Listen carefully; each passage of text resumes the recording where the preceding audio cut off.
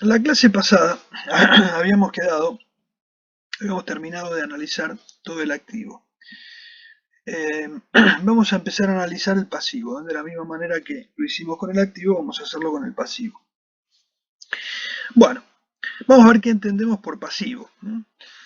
Entonces decimos que pasivos son aquellas partidas cuyo vencimiento o exigibilidad, o sea, vamos a hablar de pasivo corriente, ¿no es cierto? El pasivo lo estamos dividiendo en pasivos corrientes y no corrientes. Nosotros habíamos hablado de activo y pasivo en su momento y habíamos definido, por ahí habíamos dicho que el pasivo representaba las obligaciones ciertas del ente y las contingencias que deben registrarse. Bueno, ahora eso lo dimos al principio, ¿no es cierto? Lo definimos así.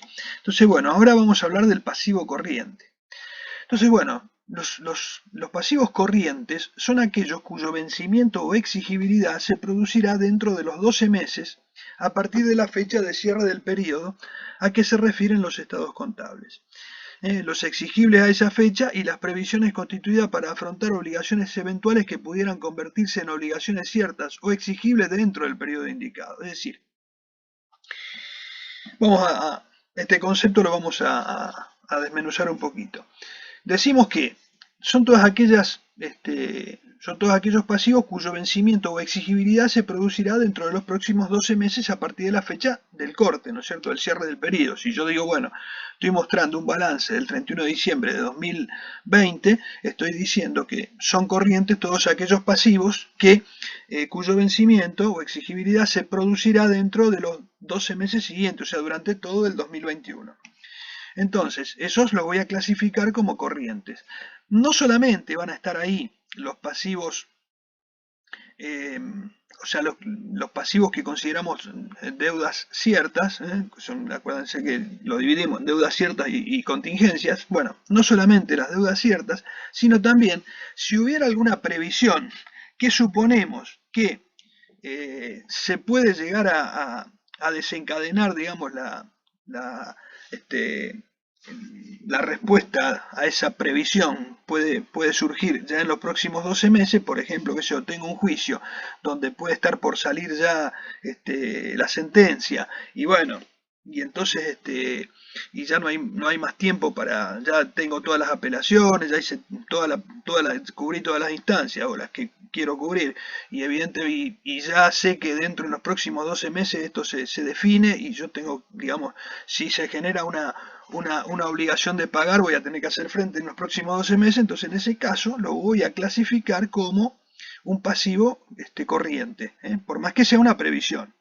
Generalmente las previsiones, generalmente ustedes las van a encontrar siempre, casi siempre, en los pasivos no corrientes. ¿Por qué? Porque generalmente son más de largo plazo. Difícilmente se clasifiquen porque siempre hay una situación de incertidumbre. Y por ejemplo, salvo que tenga alguna definición medio concreta, algún indicio bastante concreto, generalmente las mantenemos en el no corriente, salvo que ya les digo, que tenga a lo mejor en los umbrales de una sentencia que ya no voy a apelar o no sea apelable ya a esa altura. Bueno, y entonces a lo mejor por ahí la puedo clasificar en el corriente.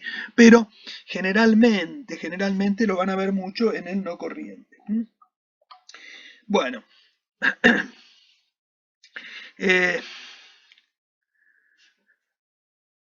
hablamos, acá hago la misma aclaración, que no quería olvidarme de esto, la misma aclaración que hice con los activos.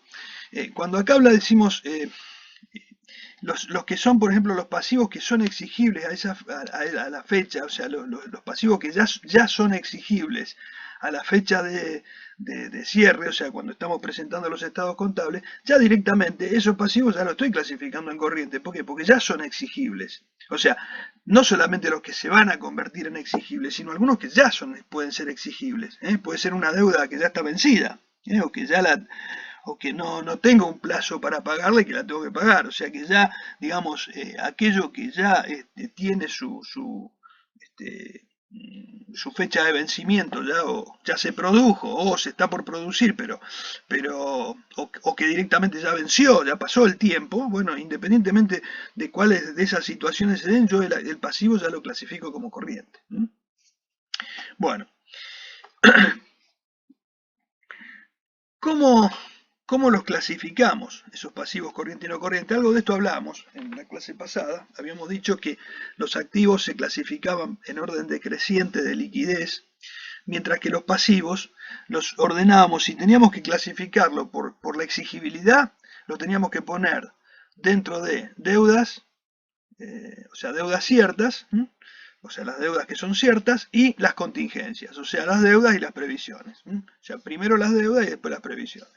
O sea, ¿por qué? Porque las deudas ya son, o sea, son exigibles o se van a convertir en exigibles, pero son deudas, ¿no? O sea, hay que hacer frente a eso. En cambio, las previsiones todavía no están sujetas a que ocurra el hecho, ¿cierto?, que haga que se terminen convirtiendo en exigible. Por ejemplo, si hablamos de un juicio, necesitamos que se dé la sentencia, que esa sentencia no la podamos apelar o no se decida apelar, y entonces, bueno, en ese caso se va a convertir en una deuda, pero hasta tanto no suceda eso, no es deuda, o sea, es un pasivo, simplemente es una amenaza que tengo ahí en el patrimonio, pero todavía no lo puedo considerar como una deuda. Entonces, cuando yo trabajo con esa división, digo, primero tengo las deudas, que son ciertas, y las contingencias, que son previsiones. Bueno, ese es el orden, digamos, que ponemos en primer lugar, o sea, de acuerdo a la exigibilidad. Después vamos a hacer una clasificación, como dijimos la clase pasada, en función de los distintos tipos de obligaciones. Clasificábamos, habíamos dicho, las comerciales, bancarias, financieras, sociales, fiscales y otras. Dentro de las deudas. Después las previsiones y después las previsiones. Bueno. Vamos a ver. Entonces, vamos a hablar un poquito de deudas. ¿Qué incluimos dentro de deudas? Bueno, son aquellas obligaciones ciertas, determinadas o determinables. Son aquellas obligaciones que o están determinadas o se pueden determinar, ¿no es cierto? Yo necesito poder cuantificar esas obligaciones. Entonces las clasificamos en comerciales, que generalmente van a estar ahí las cuentas por pagar. Por ejemplo, la más común que vamos a encontrar va a ser la de proveedores. Los proveedores se van a clasificar dentro de las deudas comerciales, porque van a ser, digamos, aquellos que están trabajando con la actividad, digamos, principal de la empresa. Después puede haber algún otro tipo de deuda también de tipo comercial, aunque no sea un proveedor, pero bueno, pero puede ser algún tipo de, a lo mejor algún acreedor que es más esporádico, así, pero bueno, pues también clasificarse dentro de deudas comerciales. Pero en general van a estar de ahí los proveedores. Después tenemos los préstamos, por ejemplo, ¿qué son? Ahí estamos hablando de deudas de qué tipo. Y las que nosotros decíamos deudas bancarias, financieras, ¿no es cierto? Esos van a estar ubicadas, van a ser fundamentalmente este tipo de deuda, préstamos. Generalmente van a ser los préstamos que pueden otorgar los bancos o las deudas que puedan, o los préstamos que puedan otorgar algún tercero que nos haga un préstamo de tipo financiero. Las deudas, los préstamos, por ejemplo, bancarios, nosotros podemos clasificar en préstamos bancarios, y acá tenemos que tener en cuenta una cosa. Estos préstamos, ¿no es cierto?, que recibimos de un banco o de una entidad, bueno, esos son, digamos, solicitudes de dinero que hicimos y bueno, nos prestaron el dinero y después lo iremos cancelando esa deuda, a lo mejor en cuotas, bueno, pagando intereses, etcétera. Pero además también puede ser que hayamos hecho uso de algún descubierto bancario, etcétera. Bueno, eso también es una deuda bancaria. Digamos, es más inmediata, por ahí a lo mejor a veces los préstamos se pueden dividir una parte en corriente y otra parte en no corriente, porque a lo mejor son las cuotas que tenemos que pagar exceden el año y entonces las cuotas que caen dentro de los próximos 12 meses integrarán el pasivo corriente, y las cuotas que caen dentro de los 12 meses de los meses siguientes a los próximos 12 meses, bueno, esas cuotas serán parte del pasivo no corriente. Bueno, después encontramos las deudas sociales, que ahí que metíamos en esas deudas sociales, las remuneraciones y las cargas sociales, ¿eh? O sea, por remuneraciones que entendemos y los sueldos a pagar. Generalmente esa cuenta, si nosotros tenemos empleados, tenemos que pagar sueldos. Bueno, los sueldos normalmente se devengan al cierre de un ejercicio y al cierre de cualquier periodo, mensual, anual o lo que sea, pero siempre se van devengando al cierre de cada mes y generalmente los sueldos quedan impagos al cierre, porque generalmente se paga el sueldo de un mes los primeros días del mes siguiente. Entonces, generalmente eso va a quedar una deuda ahí registrada con el personal, en concepto de sueldos a pagar. Pero además también hay retenciones que se le hacen al personal de sus recibos de sueldo, ¿cierto? De su sueldo se le retiene una parte para pagar jubilación, para pagar obra social, para pagar cuotas sindicales, etcétera. Y eso es una retención que practica el empleador, pero que no es que se la queda, sino que tiene que depositarla a los distintos fiscos, a los distintos entes para los cuales actuó como agente de retención. Entonces, está esa parte y además las cargas sociales propiamente dichas, que son aquellas que, digamos, son aportes que tiene que hacer el empleador. O sea, por ejemplo, la jubilación paga una parte el empleado y otra parte la paga el empleador. Lo mismo la obra social y así. O sea, hay una parte que se le retiene al empleado y otra parte que la paga el empleador. Entonces, esas son las cargas sociales propiamente dichas, ¿no es cierto?, que tiene que pagar. Pero cuando se depositan todas juntas. O sea, se depositan si se deposita la jubilación, se deposita la jubilación tanto por los aportes que hacen los empleados como las contribuciones que hacen los empleadores. De esa manera, o sea, se aporta toda esa parte. Bueno, toda esa deuda que está, digamos, registrada, forma parte de las deudas sociales, que nosotros denominamos como deudas sociales. Bueno, entonces ahí tenemos esas remuneraciones y cargas sociales, o sea, originadas digamos, en la contratación de personal. Bien, después tenemos las cargas fiscales. Las cargas fiscales ahí lo que tenemos son las cargas impositivas, los distintos impuestos a los distintos fiscos, o sea, fisco nacional, provincial, municipal, etc. O sea, por ejemplo, que sea el IVA a pagar, ganancias a pagar, retenciones de impuestos a pagar, impuesto a los ingresos brutos, puede ser a una sola provincia, a varias provincias, impuestos municipales, etcétera. O sea, todas las cargas que son, pero de tipo fiscal, son toda la carga impositiva que, digamos, se adeuda a la fecha de corte y bueno, y esas se ubicarán dentro del pasivo.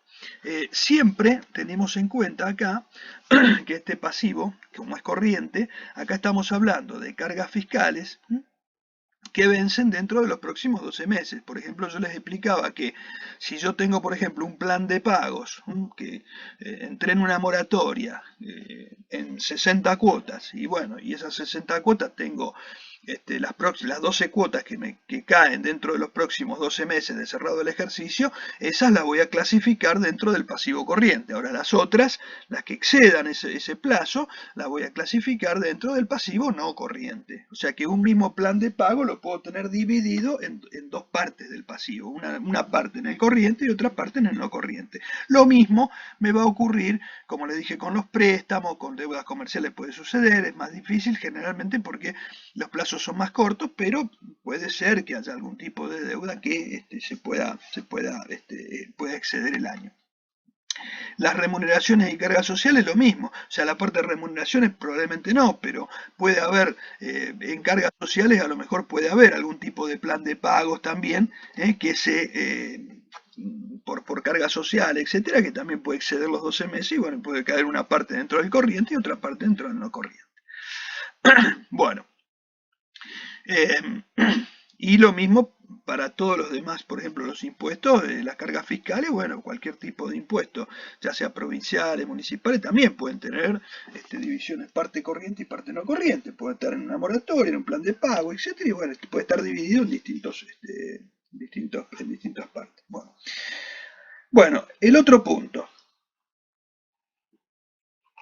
dividendos a pagar.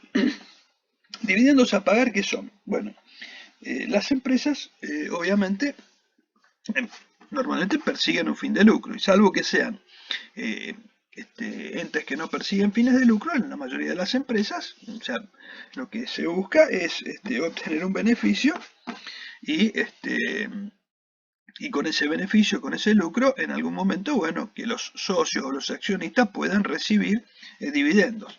O sea, ¿qué son los dividendos? Son utilidades que se distribuyen. O sea, cuando hay utilidades, esas utilidades se pueden dejar dentro de la empresa, digamos, financiando a la empresa como financiación propia, o se puede llegar a distribuir. ¿Se acuerdan que cuando nosotros hablábamos de capital a mantener, decíamos patrimonio neto al inicio, más aportes menos retiro? ¿Qué son los retiros? Bueno, los retiros son las utilidades que se retiran de la empresa y que se llevan los accionistas o los socios. Pero esas utilidades que se retiran, primero van a pasar por, o sea, se sacan del patrimonio neto y se registran como una deuda a pagar con los accionistas o con los socios. Y después, en un momento, se pagan. Entonces, generalmente ese pasar por el pasivo hace que podamos tener registrado dentro de nuestro pasivo dividendos a pagar, o sea, deudas que tiene la empresa con los accionistas. Y eh, por distribuir dividendos o utilidades, se, esa deuda, se genera una deuda con el accionista, con el socio, y se genera ese pasivo, que es un pasivo a pagar a ellos precisamente cuando se disponga, se cuente con el dinero, etc. Entonces, bueno, eso momentáneamente se va a ubicar dentro del pasivo corriente como dividendos a pagar. Puede haber alguno que esté en el pasivo no corriente, generalmente va a estar más en el corriente. Sí, una pregunta. Ah. Bueno, em, anticipos a clientes. Bueno, acá ¿qué es esto? Esto es, por ejemplo, si yo le efectúo anticipos no a clientes, sino en este caso sería de cliente. Es decir, si por ejemplo a mí me hacen a mí algún tipo de anticipo, o sea, un anticipo de un cliente que me haga, me entregue un anticipo a mí por algún motivo y bueno, yo tenga una deuda con ellos. O sea, no sería a cliente, sino de cliente. Si fuera a cliente, en realidad sería un anticipo que hacemos nosotros, o sea que lo tendríamos a cobrar y por ahí lo tendríamos que estar, en ese caso, restando para lo que anticipamos. Pero bueno, en este caso, ahí hay una palabrita que tendríamos que cambiar. Otros pasivos, bueno, ahí puede haber otras deudas, ¿no es cierto? Otro tipo de deudas que nosotros tenemos con distintos personas físicas, jurídicas, etcétera. Puede haber otro tipo de pasivos que pueda haber. Generalmente puede ser algo que no podemos encuadrar dentro de deudas comerciales o préstamos. Puede ser algún pasivo puntual que lo ubiquemos dentro de otros pasivos. Bueno, previsiones. Bueno, entonces acá tenemos la división. Previsiones. Vamos a hablar un poquito de lo que son las previsiones. Entonces dice, las previsiones son las partidas que a la fecha a la que se refieren los estados contables representan importes estimados para hacer frente a situaciones contingentes que probablemente originen obligaciones para el ente. Y bueno, un poco todo lo que hablamos. Ahora vamos a redondear un poquitito más. En las previsiones, las estimaciones se incluyen el monto probable de la obligación contingente y la posibilidad de su concreción. Incluye, entre otras, previsión para despido, para servicios de garantía, etcétera, por juicio, etcétera. Por ahí, acá no está puesta, pero juicio a veces puede ser una de las más comunes. ¿Qué características tiene que tener una previsión? Bueno, una previsión, nosotros dijimos, es una contingencia, es una situación contingente. Decimos, bueno, estamos ante un juicio, no tenemos la definición, no sabemos qué va a pasar, entonces, bueno, lo que hacemos es mandar a pérdida una estimación de lo que podemos llegar a perder con ese juicio y mientras tanto generamos un pasivo que no es una deuda porque no hay una obligación de pagarlo, sino que lo que estamos haciendo es reservar reservar utilidades para poder hacer frente en su momento a esa posible deuda futura, porque todavía no es deuda. O sea, es un pasivo. ¿Qué ocurre? Para que nosotros podamos registremos esa previsión, ¿qué característica tiene que tener? Bueno, la previsión tiene que ser, de alguna manera, tiene que haber una probabilidad de ocurrencia. O sea, una probabilidad de ocurrencia. O sea, si nosotros decimos es improbable que esto suceda, no vamos a constituir una previsión. O sea, si estamos partiendo de la base de que esto no va a pasar, entonces realmente no, ¿para qué vamos a constituir una previsión? O sea, para poder constituir una previsión nosotros tenemos que visualizar una probabilidad de ocurrencia. Es decir, esto puede ocurrir. Por ejemplo, si yo les hablaba de un juicio, decir, bueno, el juicio está. Hay un juicio, el juicio está iniciado, está en tribunal, se está dirimiendo, y bueno, y esto en algún momento va a haber una definición de este juicio. Por lo tanto, digamos, la probabilidad de ocurrencia está. O sea, ¿qué probabilidad hay de que este juicio prospere? Y bueno, hay probabilidad de que el juicio prospere. Entonces, bueno, corresponde que podamos hacer una previsión, y sí, porque digamos, están dadas las condiciones para registrarla. Ahora, si yo, por ejemplo, no sé, tengo un juicio y la verdad que no hay ninguna probabilidad de que ese juicio, o sea, imposible, digamos, que ese juicio prospere, porque es algo que no tiene ningún sentido, o sea, digamos, está como, se puede decir, ganado de antemano o algo así, bueno, por ahí entendemos que no nos va a ocasionar ningún problema, bueno, por ahí podemos no previsionarlo. ¿Por qué? Porque estamos adoptando la idea de que eso no va a haber una probabilidad de ocurrencia de esto. Pero generalmente hay siempre algún elemento que nosotros para cuidarnos un poco, para cuidar un poco el patrimonio de la empresa, constituimos una previsión. Pero ya les digo, tiene que haber una alta probabilidad de ocurrencia. Si no hay probabilidad de ocurrencia, realmente, o sea, o esa probabilidad de ocurrencia es muy remota, o sea, digamos, no es difícil que ocurra, bueno, por ahí optamos por no constituir ninguna previsión porque, digamos, es casi improbable que ocurra. Por otro lado, tiene que ser cuantificable, o sea, yo lo tengo que poder cuantificar. O sea, yo no puedo previsionar algo que no lo pueda traducir en números. O sea, yo, por ejemplo, si tengo un juicio, un reclamo, me dicen, a mí me reclamaron tanta plata. Entonces, bueno, yo tengo la estimación del reclamo que tengo. Entonces, después puedo decir, mira, a mí me reclamaron, qué sé yo, 1.000.000 de pesos en este juicio, y yo, según mis cálculos, bueno, yo creo que lo correcto sería, no sé, 450.000 pesos.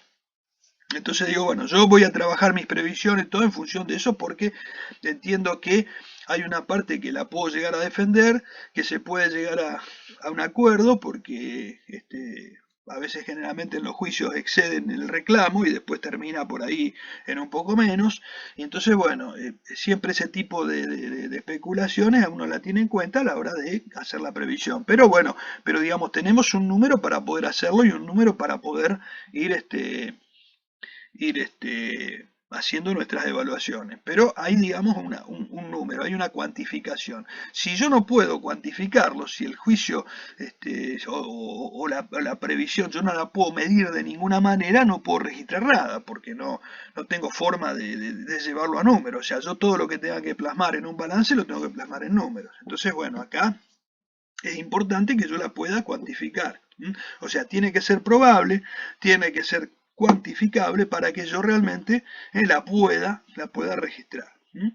Bien, eso, digamos, para que tengan una idea un poquito más redonda de lo que evaluamos cuando constituimos una previsión.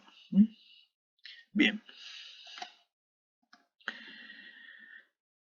Pasivo no corriente. Bueno, dentro de acá en la parte de pasivo ven que el análisis es un poquito más corto porque, digamos, no está tan, eh, tan eh,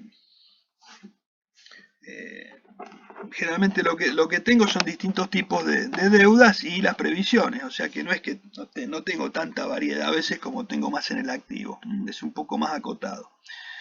Eh, entonces me voy al pasivo no corriente y digo, bueno, son aquellos cuyo vencimiento o exigibilidad se producirá después del año, o sea, después de los 12 meses a partir de la fecha de cierre del periodo a que se refieren los estados contables, y las previsiones constituidas para afrontar obligaciones eventuales que pudiesen convertirse en obligaciones ciertas o exigibles dentro del periodo indicado anteriormente, o sea, después de los 12 meses. O sea, es lo mismo que hicimos, el mismo análisis para el pasivo corriente, pero, digamos, excediendo los próximos 12 meses.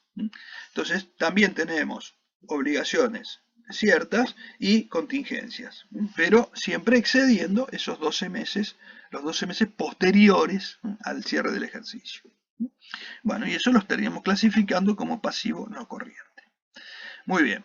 Dentro del pasivo no corriente, lo mismo, vale lo mismo que hicimos ahí, acá está explicado exactamente lo mismo. O sea, pasivo no corriente, deudas y previsiones, y hacemos la misma explicación que hicimos en el corriente.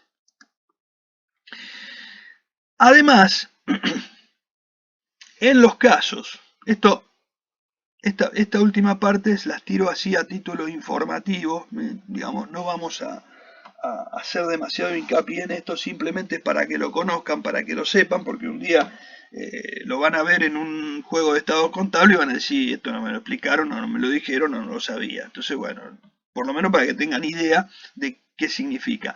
Nosotros cuando decíamos que tenemos control sobre otra sociedad, tenemos que presentar balance consolidado, pero en el balance propio, en el balance, digamos, común de la sociedad, no en el consolidado, sino en el común, nosotros tenemos que poner la participación de terceros en las sociedades controladas, porque normalmente nosotros ¿qué hacemos? Ponemos una eh, en, en las sociedades, cuando hay una sociedad controlada, eh, y esa sociedad es ajena al grupo económico, tenemos que poner esa participación de terceros en las sociedades controladas que sean ajenas al grupo económico. Cuando nosotros hacemos nuestro balance, lo que hacemos es poner la parte del patrimonio neto sobre el que participamos en las sociedades controladas. Eso va a ser como una inversión en una inversión permanente y la ponemos dentro del activo. Pero cuando nosotros hacemos la consolidación, tenemos que sumar todo, sumamos los dos estados contables y en la suma de esos estados contables, ¿qué hacemos? Ponemos, como sumamos todo, hay una parte que no es nuestra. Entonces esa parte que no es nuestra la clasificamos a continuación del pasivo. Tiene la misma, digamos, el mismo significado que un pasivo, es decir, no es una deuda que tenemos, pero lo ponemos dentro de, a continuación del pasivo y está, digamos, restando del activo total porque, eh, o sea, o juega con signo contrario al activo total porque es una parte que no nos corresponde. Por ejemplo, si yo, si yo tengo, si yo participo en una empresa, yo tengo un pedacito de ese patrimonio neto, o sea, yo tengo un pedacito del activo y un pedacito del pasivo. O lo que es lo mismo, tengo un pedacito del patrimonio neto. Si yo, por ejemplo, tengo la participación del 30% en una empresa, yo digo tengo el 30% del activo de esa empresa y el 30% del pasivo. O lo que es lo mismo, tengo el 30% del patrimonio neto de esa empresa. Entonces yo ese 30% lo registro como una inversión permanente en esa empresa. Dentro de mi activo yo pongo inversiones permanentes en otras empresas y dentro de esas inversiones tengo el 30% de ese patrimonio neto de la otra empresa. Pero ahí estoy registrando la parte que es mía, o sea, la parte, digamos, el 30% que me corresponde. Ahora, cuando yo hago un balance consolidado, lo que hago es sumar los activos y los pasivos de las empresas. Entonces, pero claro, al sumar, hay una parte que no me corresponde a mí. Entonces, esa parte que no me corresponde a mí, en lugar de, en el balance propio yo pongo la parte que me corresponde. En el balance consolidado, yo, como tengo todo sumado, lo que hago es restar lo que no me corresponde. ¿Mm? Entonces, por eso aparece en el balance consolidado la participación de tercero sobre el patrimonio neto de las sociedades, sobre el patrimonio de las sociedades controladas. Es simplemente eso, como un capítulo adicional entre el pasivo y el patrimonio neto, pero que, digamos, juega con el mismo signo que el pasivo.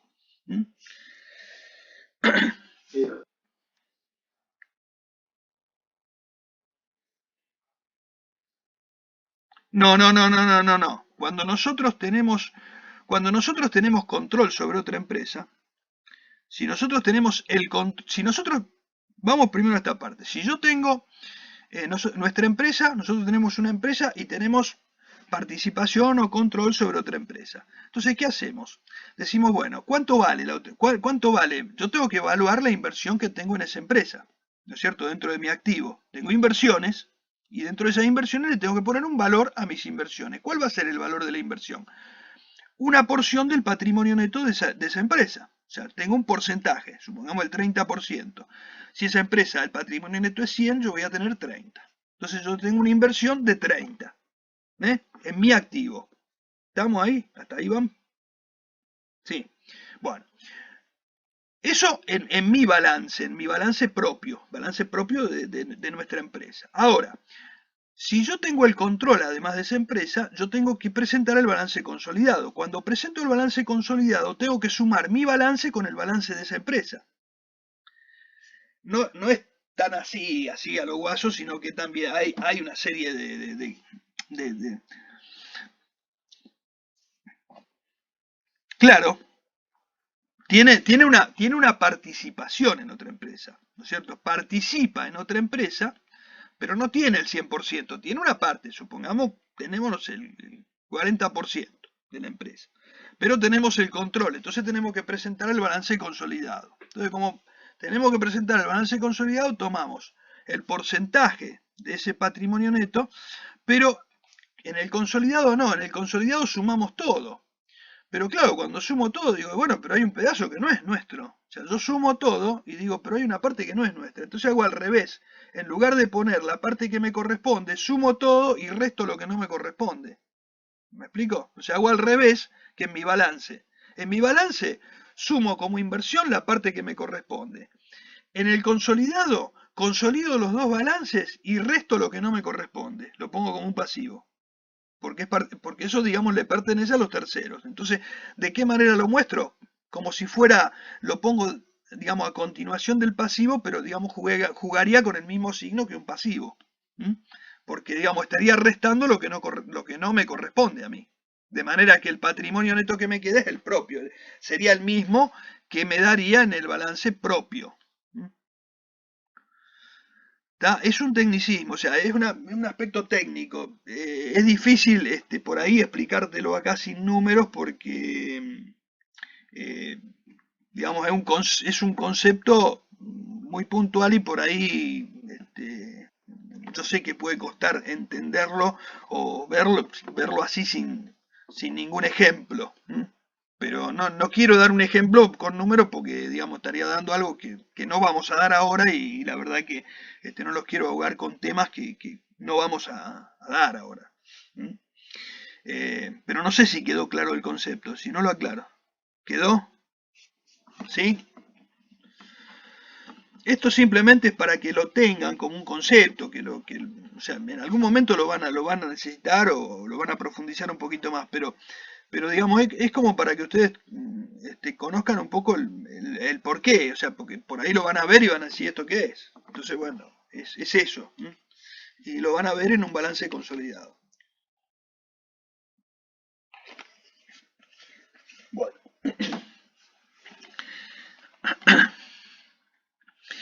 y ahora vamos a hablar un poquito del patrimonio neto, o sea, hablamos del activo, o sea, la inversión total, recursos totales, patrimonio, hablamos del pasivo, o sea, la financiación de terceros, o sea, la parte del activo financiada por terceros. Y ahora vamos a hablar de la financiación propia, o sea, del patrimonio neto. O sea, el patrimonio neto sería la diferencia entre activo menos pasivo. O activo igual a pasivo más patrimonio neto. Si lo queremos ver como un esquema de financiación, el activo está financiado una parte por terceros y una parte por los propietarios. Entonces, bueno, el patrimonio neto, ¿de qué dos grandes grupos se compone? Por un lado, vamos a tener los aportes de los propietarios. O sea, ¿qué va a entrar acá? En los aportes de los propietarios vamos a tener todos los aportes que hicieron los propietarios en el momento ya sea de la constitución de la sociedad, o sea, el capital que aportaron, más lo que pueden haber aportado durante la vida de la sociedad. Por ejemplo, pueden ser aportes irrevocables, son nuevos aportes que se hacen a cuenta de nuevas suscripciones de acciones, pero que, digamos, engrosan el patrimonio de la empresa. Por lo tanto, si yo hago un aporte posterior, ese aporte, digamos, en algún momento va a terminar aumentando el capital, pero mientras tanto está, digamos, dentro del patrimonio neto. Entonces yo después lo clasifico, después lo reclasifico, después lo sacaré de aporte irrevocable cuando haga emisión de acciones y lo mando a capital suscripto. Pero, digamos, eso es un pase dentro de lo mismo. O sea, lo importante acá es cuando se hizo el aporte. Si se hizo un aporte, ese aporte tiene que ir a parar al patrimonio neto de la empresa.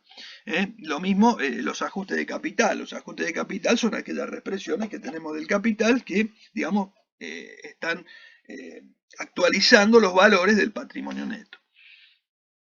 Las primas de emisión de acciones. Bueno, las primas de emisión de acciones son un valor que se cobra en algún momento o sea, cuando a veces se hacen emisiones de acciones, en algunos casos hay un mayor valor que se cobra por esa emisión de acciones. Bueno, esa prima, digamos, forma parte de ese patrimonio, una forma también de obtener fondos para la empresa. Algunos podrán estar dispuestos a pagar esa prima en función de la capacidad, digamos, de generar utilidades que tenga la empresa. Bueno, les puede interesar y, bueno, pueden llegar a aceptar pagar una prima de emisión de acciones. Bueno, y por otro lado, ¿qué tenemos? Tenemos los resultados acumulados. O sea, dentro del patrimonio neto tenemos los aportes que hacen los propietarios, más los resultados que se van generando dentro de la empresa por la actividad de la empresa. O sea, por un lado nosotros ponemos dinero en una empresa, después la empresa empieza a operar y después ya, estos no son aportes que hacemos nosotros, estos son resultados que se van generando dentro de la empresa.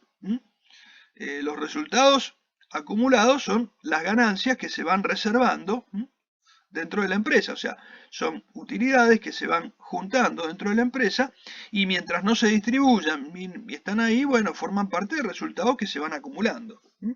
Esos resultados acumulados en algún momento pueden ser distribuidos, o en otros casos pueden ser o pueden ser hasta capitalizados, o sea, parte de esos resultados se pueden mandar a capital. Las ganancias reservadas, bueno, tenemos las reservas legales, ahora vamos a ver un poquito. Pero, digamos, son resultados que se generan en la empresa, o sea, son los resultados que se van generando dentro de la empresa. No son consecuencia de un aporte que hace un propietario, sino es algo que se genera, una utilidad o un resultado que se genera dentro de la empresa, y la empresa lo que hace es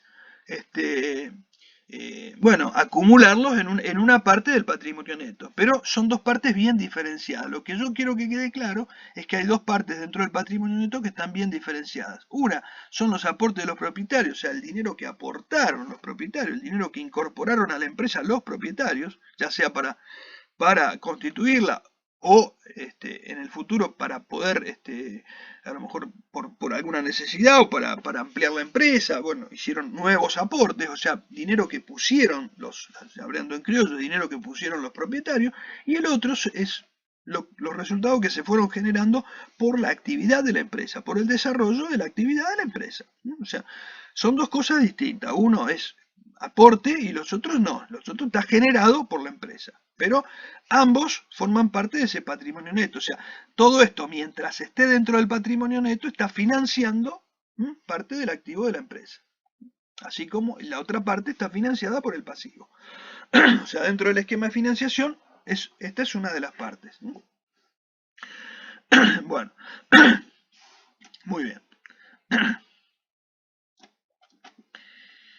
Vamos a ver un poquito.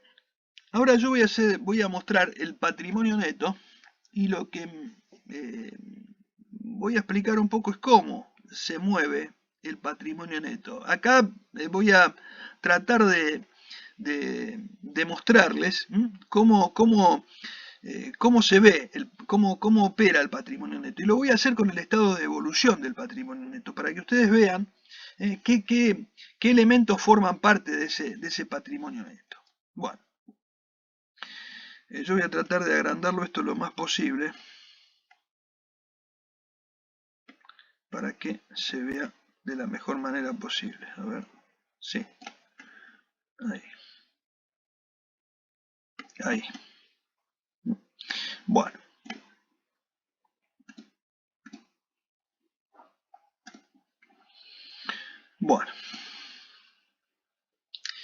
Bueno, el estado de evolución del patrimonio neto. Acá está la división que yo les hablaba recién. Aporte de los propietarios y resultados acumulados. Aporte de los propietarios y resultados acumulados. Y acá a la izquierda voy a poner los conceptos, los distintos conceptos que voy a tener dentro de mi estado de evolución del patrimonio neto. Entonces, en todo patrimonio neto yo me voy a encontrar con una situación inicial, o sea, los saldos que yo tengo al inicio del ejercicio. O sea, capital, ajuste de capital, aporte irrevocable, prima de emisión. Acá están todos los componentes de los que hablamos recién, estos componentes que están acá, que forman parte de aportes de los propietarios. O sea, tengo los saldos al inicio de un ejercicio. Y también tengo al inicio de un ejercicio los saldos iniciales de los resultados que se acumularon hasta esa fecha. ¿Qué tengo dentro de los resultados acumulados? Los resultados, cuando la empresa los genera, van a parar al patrimonio neto. O sea, acuérdense que en la ecuación patrimonial nosotros teníamos que la ecuación patrimonial era el activo menos pasivo igual al patrimonio neto, y el patrimonio neto era el capital inicial más otros aportes, más las ganancias, menos las pérdidas. Bueno, los otros aportes, etcétera, siempre están dentro del lado de aporte de los propietarios. Y las ganancias y pérdidas se acumulan acá, en este sector de resultados acumulados. Entonces ahí vamos registrando nosotros, cuando cerramos los ejercicios, la ganancia de ese ejercicio, la pérdida de ese ejercicio viene a parar a esta columna que es resultados no asignados. O sea, acá vamos cargando los resultados de los ejercicios anteriores. Esos resultados los vamos acumulando acá. ¿Por qué están en resultados no asignados? Bueno, porque son resultados que todavía no tienen ninguna asignación, o sea, no le dimos todavía un destino. ¿Qué destino le podemos dar? Bueno, nosotros a los resultados de una empresa le podemos dar el destino de distribuirlos entre los propietarios, distribuir una parte, no todo, y la otra parte dejarla en resultados no asignados, financiando a la empresa. Si corresponde, constituir una reserva, es decir, sacar resultados de acá y guardarlos para no distribuirlos. En algunos casos por exigencias legales, como la reserva legal, y en otros casos por nuestra propia voluntad. La reserva legal, ¿qué es? ¿Por qué está dentro de los resultados acumulados? Porque es una parte de los resultados que por ley no se deben distribuir y se deben acumular como ganancias reservadas para hacer frente a posibles futuras pérdidas. Tiene que llegar a ser un 20% del capital. Es decir, lo que se hace es año tras año tomar un 5% de las utilidades y pasarlas a reserva legal, hasta que conforme esta reserva legal el 20% del capital y el ajuste del capital, ¿no? Entonces, cuando nosotros tenemos registrado esa reserva legal, cuando tenemos constituida esa reserva legal, nosotros ese dinero, digamos, esa reserva la dejamos ahí. Eso no lo vamos a distribuir, por más que sean resultados acumulados, lo que hace es reservarse, no se va a distribuir con la finalidad de que si en el futuro hay una pérdida, primero se va a consumir esta reserva legal, para no comer el capital. O sea, una constitución de una reserva de utilidades que las guardamos para poder echar mano a eso en el caso de que en el futuro se produzca alguna pérdida. Entonces, por eso se constituye la reserva legal. Y es una exigencia, en este caso, legal. Por eso mismo se llama reserva legal. Hay otras reservas que son denominadas facultativas, reservas libres, que son, digamos, reservas que las podemos decidir constituir nosotros. Es decir, nosotros podemos ampliar por nuestra cuenta la reserva o las reservas. Lo que no podemos hacer es tener menos que la legal. La legal la tenemos que tener. Después, si queremos tener más, podemos tener. Menos no. O sea, la legal la tenemos que tener. Bueno. Y el resto de los resultados están en resultados no asignados. Cuando le damos destino, ya sea porque la capitalizamos, porque le mandamos reserva legal o a otras reservas o lo que sea, bueno, le vamos dando destino a esos resultados. La idea es que de acá esto vaya desapareciendo, ¿no es cierto? Vaya a los lugares que tenga que ir. Si se decide capitalizar, se capitaliza. Y si no, bueno, puede ser que se distribuyan los resultados. Los resultados se pueden llegar a distribuir. Y si no se distribuyen, mientras tanto están dentro de la empresa, digamos, financiando la actividad de la empresa. O sea, las utilidades que no se retiran es como si fuera una ayuda propia a la empresa. O sea, estamos dejando dinero en la empresa, no estamos retirando a los fines de, digamos, ayudar a financiar la empresa, o para lograr un mayor crecimiento, etcétera. O sea, es, digamos, una decisión de no retirar utilidades para a lo mejor hacer para desarrollar más la actividad. Bueno, vamos a ver, hasta acá se va entendiendo. ¿Quedó alguna duda? No quiero seguir porque si no me dicen porque ¿se entiende? Bueno.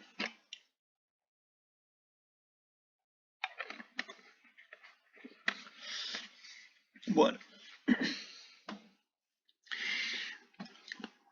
Acá yo pinté en verde aquellos movimientos que son cuantitativos. ¿Qué quiere decir? Que son los movimientos que producen un cambio en el patrimonio neto, que van a cambiar la cantidad de patrimonio neto, o sea, van a cambiar el valor del patrimonio neto.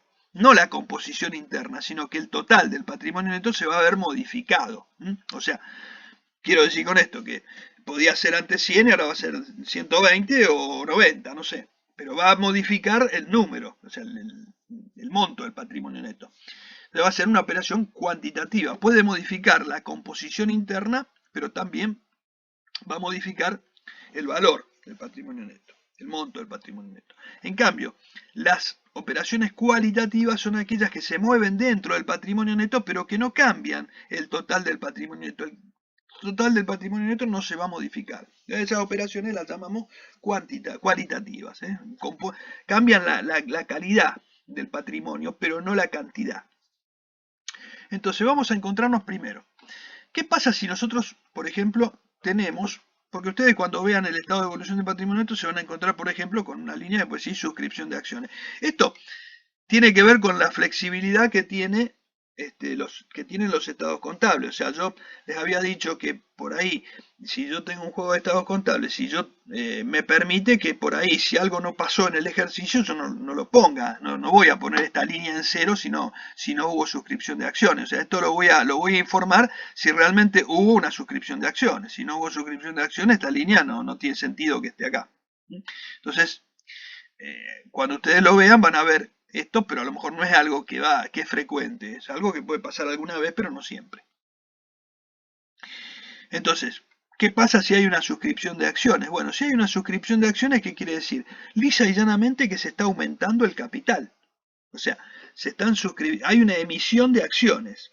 Cuando hay una emisión de acciones, yo digo, bueno, se van a alargar nuevas acciones al mercado, o sea, ya sea al mercado si son acciones que cotizan o si no cotizan, bueno, se ponen a disposición acciones a los socios para que los socios suscriban más acciones. Entonces, por ejemplo, si nosotros somos socios de una empresa y se hace una nueva emisión de acciones, bueno, nosotros podemos comprar más acciones y cambiar nuestra participación, aumentarla. Entonces, y en algunos casos si no compramos, por ahí compra otro y perdemos participación. Pero bueno, pero eso es una cuestión de la decisión de inversión de cada uno. Pero la suscripción de acciones, es decir, es un incremento de capital. Por eso acá tiene un más en el capital social. ¿Por qué? Porque es una emisión de acciones que produce un aumento de capital social. Se aumenta el capital. Y si se aumenta el capital, entonces se aumenta el total del patrimonio neto. Por eso el cambio es cuantitativo. O sea, si, por ejemplo, nosotros tenemos acciones de una empresa y esa empresa emite más acciones, esas acciones hay que comprarlas. ¿Y ese dinero dónde va? A la empresa. O sea, ¿y a dónde va? Al capital de la empresa. O sea, ingresa dinero a la empresa y ese dinero va a parar al capital. O sea, es dinero que le ingresa en la caja, en el activo, le ingresa en la caja o en el banco. Y como contrapartida, para equilibrar la ecuación, ¿dónde va? Al patrimonio neto, porque no es una ganancia, es un dinero que va del otro lado, va al patrimonio neto. O sea, por un lado aumenta el activo y por el otro lado me va a incrementar el patrimonio neto. ¿Qué parte del patrimonio neto? La de aporte de los propietarios, o sea, capital social en este caso, porque es un aumento de capital. O sea, la suscripción de acciones lisillanamente me está dando un aumento de capital. Por lo tanto, se me va a modificar el total del ejercicio. Yo voy a tener un movimiento cuantitativo acá. Lo mismo me va a pasar con un aporte irrevocable. El aporte irrevocable es una, un aporte que pueden hacer los socios para en un futuro hacer un aumento de capital, para suscribir en un futuro acciones. Pero a lo mejor no se hace la emisión, como esta emisión de acciones es un tema más legal, o sea, hay que hacer la emisión, todo, o sea, en cambio, lo que se puede hacer rápidamente es aportar el dinero, ya ponerlo como aporte irrevocable, es decir, mandarlo al patrimonio neto y en un segundo paso sacarlo de aporte irrevocable y mandarlo a aumento de capital y hacer el aumento del capital legalmente, como corresponde, con las comunicaciones, con todo lo digamos, toda la normativa, toda la parte legal. Pero mientras tanto ya lo tenemos dentro del patrimonio. O sea, sería un primer paso a la capitalización. O sea, es como hacer una capitalización pero en dos pasos. Primero lo mando a aporte irrevocable y después en algún momento las paso a capital social. Es decir, se hace la emisión de acciones, la distribución de acciones y digamos, este aporte desaparece de esta columna de aporte y pasaría a formar parte del capital social. Pero ya, digamos, el aumento se hizo. Entonces, por eso también es una variación de tipo cuantitativa y es una variación que hace el mismo trabajito que el aumento de capital. O sea, nada más que lo hace con un paso previo y después en un futuro será capital social. Por eso generalmente se llaman aportes irrevocables a cuenta de futuras suscripciones de acciones. O sea que es un paso previo que a veces se puede hacer o no, pero digamos, es viable. A veces es más rápido hacerlo por ahí porque ya se hace el aporte y después con tiempo se arma toda la parte, digamos, formal para poder hacer el aumento de capital. Y ya después, bueno, una vez que está hecho el aporte, ya está hecho.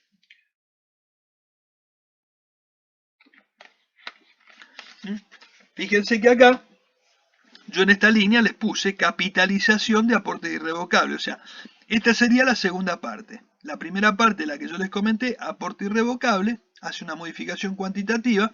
Y después la capitalización de esos aportes sería cualitativa. ¿Por qué? Porque la saco de aporte, la resto de acá de esta columna y la sumo en la columna capitalización de aporte irrevocable. O sea que acá estos son los dos pasos. O sea, yo lo puedo hacer directamente, como lo hice acá, o sea, hice una suscripción de acciones directamente, se hizo el aumento de capital y listo. Y la otra es en dos pasos. Primero, hay un aporte irrevocable y después con tiempo trabajo tranquilamente la suscripción de acciones y se saca de aporte irrevocable y se pasa a capitalización, es decir, se entregan las acciones a quienes correspondan, etc. Mientras tanto, acá momentáneamente estaba hecho el aporte ya. Y ya estaba hecho el aporte y el dinero ya estaba en la empresa. Y listo. Bueno, vamos a ver qué pasa, lo que yo les comentaba con la distribución de los resultados no asignados. Nosotros acá teníamos los resultados acumulados. Yo les decía que los resultados de un ejercicio van a parar a esta columna, resultados no asignados. Entonces, ¿qué pasa? ¿Qué puedo hacer con estos resultados no asignados? Me ingresan acá, a resultados no asignados. ¿Y qué puedo hacer? Bueno, una de las cosas que puedo hacer es pasarlo a reserva legal. O sea, una parte de estos reservarlos. Si los reservo, no bajan del patrimonio neto, o sea, salen de resultado no asignado y pasan a reserva legal, o sea, restan en esta columna y suman en esta, o sea, cambio la composición pero no la cantidad. Fíjense que acá no modifico el total del patrimonio neto, lo que hago es modificar la composición interna del patrimonio neto. Saco un resultado no asignado y digo, esta parte la voy a mandar a reserva legal por una disposición legal, aumento la reserva legal, voy aumentando esa reserva legal hasta donde tenga que aumentarla, y mientras tanto esos resultados no se van a distribuir, o sea, o no se pueden distribuir porque ya los reservo. Entonces, los restos de resultados no asignados y lo mando a reserva legal. Lo mismo si hago otras reservas, que no es la legal, o que no son las legales, pero que son reservas por ahí facultativas. Bueno, saco los resultados no asignados y lo mando a reserva. Es decir, es dinero que yo digo, eso no se va a tocar, no se va a distribuir, quedan adentro de la empresa. Y bueno, y eso me va a servir para amortiguar en el futuro si hay alguna pérdida y no descapitalizarme. Es decir, es como es una reserva, un ahorro que hice para no descapitalizar la empresa en el futuro si hubiera algún problema. Y si no, mientras tanto, es dinero que está dentro de la empresa produciendo. Si yo no me llevo dinero del patrimonio neto, es dinero que queda dentro del patrimonio neto. Si queda dentro del patrimonio neto es porque no saqué dinero de la empresa. Si no distribuimos dinero de la empresa, con ese dinero, en lugar de llevarnos los accionistas, los socios, llevarse parte del dinero, si lo dejan dentro de la empresa, con ese dinero, bueno, pueden comprar mercadería, pueden comprar maquinaria, pueden producir, pueden hacer un montón de cosas y no recurrir a otras financiaciones. Entonces, bueno, es una parte de las utilidades que se quedan adentro de la empresa para financiar la actividad de la empresa. Es eso. La otra es que parte de esos dividendos se capitalicen, o sea, se distribuyan en acciones. O sea, si se distribuyen los dividendos en acciones, es decir, nosotros tenemos un dinero en la empresa y en lugar de retirarlo decimos, no, mira, vamos a pasarlo directamente, vamos a capitalizarlo, vamos a formalizarlo en el capital. O sea, estando en reserva, el dinero, digamos, no lo distribuimos, hace el mismo efecto, pero cuando va a capital ya directamente acá hacemos distribución de acciones, etcétera, y ya, digamos, sacamos este dinero de acá, lo pasamos a capital y tenemos que hacer formalmente un aumento del capital. La reserva, digamos, la constituimos directamente con un ajuste contable, con un asiento contable y nada más. Los dividendos en acciones tendríamos que hacer una nueva emisión de acciones, etcétera, y distribuirla entre los socios a los que le correspondían las utilidades y que en lugar de recibir este dinero, dijeron no, el dinero se queda en la empresa, pero ya se queda formalmente formando parte del capital. Entonces lo que hacemos es una nueva distribución de acciones y aumentamos ese capital. O sea, en todos los casos, en los tres casos, fíjense, son movimientos cualitativos, no modifican el total del patrimonio neto y son todos movimientos que salen de resultados no asignados y van a parar a los distintos rubros del patrimonio neto. O dentro de los resultados acumulados, ya sea como reservas legales u otras reservas, o van a parar al capital de la empresa como capitalización de resultados, de utilidades. Y bueno, y acá sí, por fin, tenemos los dividendos en efectivo o en especie. O sea, estos son los que se distribuyen. Y estos, fíjense que sí tienen una variación cuantitativa porque están modificando la composición del patrimonio neto total. O sea, están restando el patrimonio neto. Es decir, un dividendo sale del resultado no asignado y se lo vamos a pagar a los accionistas. Es decir, yo lo saco de acá, de este lugar, de resultados no asignados. ¿Y dónde va? Y va o a una cuenta de pasivo como dividendo a pagar, o directamente si lo pago, saldrá por caja o banco. O sea que me va a achicar, en definitiva, el activo, o me aumenta el pasivo porque va a ser una deuda con el accionista, o directamente después cuando se paga ya sale del activo. O sea que se va a achicar la inversión total y por lo tanto se va a achicar el patrimonio neto. Acuérdense que si yo tengo una fórmula que es activo menos pasivo igual al patrimonio neto, si yo modifico uno de los componentes de esa fórmula, tengo que tocar otro de los componentes para que la ecuación siga cerrando. Entonces, si yo disminuyo el patrimonio neto, bueno, o aumento el pasivo o disminuyo el activo. O lo hago en un paso previo. Primero mando el dividendo a pagar, o sea, aumento el pasivo, y después, primero digo, disminuyo los resultados acumulados, o sea, disminuyo el patrimonio neto, aumento el pasivo, me queda equilibrada la fórmula, después pago ese pasivo, o sea, saco el pasivo y lo pago con dinero, entonces elimino el pasivo porque lo pago. Pero en definitiva, se redujo la inversión total de la empresa. Bueno, todas estas variaciones son las variaciones que nosotros vamos a tener en un estado de evolución del patrimonio neto. Falta una cosa, pero acá quiero hacer un alto y explicarles lo que nosotros hablábamos siempre de capital a mantener. Cuando decíamos capital a mantener, ya lo vimos en la ejercitación, pero fíjense que acá se lo estoy mostrando por el lado de la exposición, cómo sería. Porque nosotros lo vimos en una formulita, lo vimos en un estado de evolución del patrimonio neto, así muy tipo ejercicio. Entonces a veces cuando se ve como un ejercicio parece que estamos viendo algo extraño, algo que en la práctica no es así, sí es así. O sea, nosotros acá que tenemos el saldo al inicio del ejercicio, o sea, el patrimonio neto al inicio, más aportes. Cuando decimos más aportes, ¿qué son? Estos. Suscripción de acciones, aporte irrevocable, más aporte, o sea, aumentos del patrimonio neto que no tienen que ver con los resultados del ejercicio, menos retiros. ¿Cuáles retiros? Estos, los dividendos, más aportes, menos retiros. ¿Y esto qué es? El capital a mantener. O sea, acá está el capital a mantener. Es patrimonio neto al inicio, más aportes, menos retiros, y ese es el capital que yo tengo que mantener durante el ejercicio si es que quiero tener utilidad o por lo menos no perder. Yo tengo que tratar de mantener este capital. Entonces, por otro lado, llego al final diciendo tengo tanto de activo al cierre y tanto de pasivo al cierre. O sea que tengo un determinado patrimonio neto. La diferencia entre el capital a mantener y el patrimonio neto que yo tengo al cierre va a ser la ganancia o la pérdida del ejercicio. Esto es el concepto que estuvimos manejando con capital a mantener. Es decir, patrimonio neto al inicio, más aportes, menos retiros. Eso es el capital a mantener del ejercicio. Y si nosotros sumamos o restamos la ganancia o la pérdida, nos estaría dando otra cosa sería, no sería otra cosa que los activos al cierre menos los pasivos al cierre. Pero cuando nosotros trabajamos por diferencia patrimonial, lo que hacemos es valuar los activos al cierre, valuar nuestros pasivos al cierre y decimos, este es nuestro patrimonio neto al cierre. Entonces lo comparamos con el capital a mantener y por diferencia vamos a obtener la ganancia o pérdida del ejercicio, que después la vamos a explicar en el estado de resultados que ahora en un ratito vamos a ver. O sea, esto redondea la idea de lo que habíamos visto nosotros cuando estuvimos viendo todo el tema de estado de evolución del patrimonio neto y ese concepto de capital a mantener, que nos servía para determinar el resultado del ejercicio. Bueno, hasta acá. Preguntas. A ver.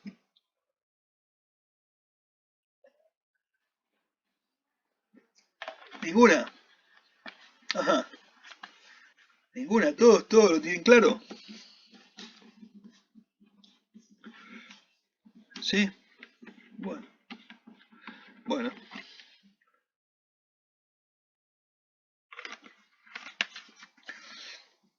Muy bien. Bueno. Bueno, entonces voy a pasar al estado de resultados. Entonces acá vamos a entrar al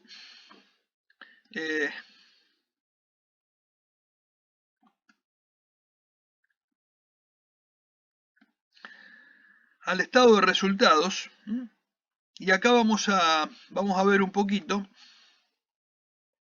Lo voy a tratar de agrandar un poco para que así se vea un poquito mejor.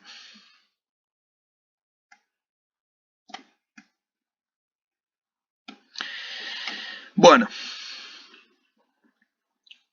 el estado de resultados. Este es el otro estado, básico. Recién vimos el primer estado básico, perdón, dos estados básicos. El estado de situación patrimonial, o sea, vimos los activos, pasivos, todo. Y ahora vimos el estado de evolución del patrimonio neto. Ahora vamos a ver el otro estado básico, que es el estado de resultados. O sea, ¿qué hay en el estado de resultados? En el estado de situación patrimonial nosotros vamos a exponer siempre, el estado de situación patrimonial es un estado de tipo estático, o sea, porque muestra información a una determinada fecha. O sea, el estado de situación patrimonial es estático, muestra información a una determinada fecha. O sea, muestra, por ejemplo, cómo quedó la empresa a una, si por ejemplo cerró el 31 de diciembre, dice, bueno, estos son los activos al 31 de diciembre de 2020, estos son los pasivos al 31 de diciembre de 2020, y este era el patrimonio neto al 31 de diciembre de 2020. Ahora, el estado de evolución del patrimonio neto me lo muestra dinámico, me dice, en realidad acá me está mostrando una situación más dinámica, me dice, el estado de situación patrimonial me muestra estáticamente cómo estaba conformado el patrimonio de la empresa, mientras que el estado de evolución del patrimonio neto es dinámico, me dice cómo era al inicio y cómo se fue transformando hasta el cierre. O sea, qué cosas fueron pasando acá dentro del patrimonio, del patrimonio neto. O sea, que acá muestra una evolución, por eso es de evolución. Entonces, acá me está mostrando una variación que hubo. O sea, algo que pasó dentro del ejercicio.